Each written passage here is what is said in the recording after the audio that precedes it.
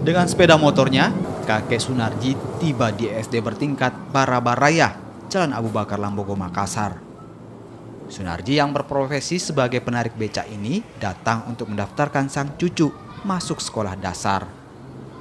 Selain tak paham tata cara mendaftar PPDB secara daring, ia juga tak memiliki pekerjaan tetap.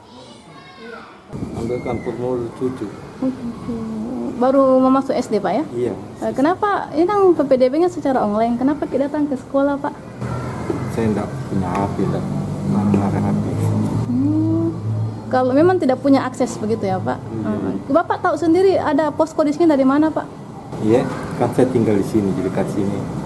Ada tetangga yang ambil formulir. Saya ke sini ngambil formulir. 5% dari beberapa orang tua, sekitar 5-6 orang. Yang ini sudah ada 96 orang yang datang untuk mengambil informasi tentang PPDB. Di antara 96 orang ini ada yang datang hanya ambil akunnya dan dia pulang.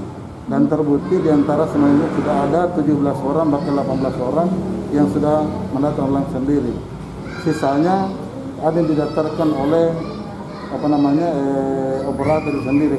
Untuk memudahkan warga mendaftar sekolah secara online, pihak sekolah pun menyiapkan posko khusus untuk membantu orang tua calon peserta didik yang tidak memiliki akses untuk mendaftar online. Calon peserta didik cukup membawa dokumen yang dibutuhkan seperti foto dan akte kelahiran. Selanjutnya, pendaftaran akan dilakukan oleh operator posko PPDB. Nila Rustam, Kompas TV.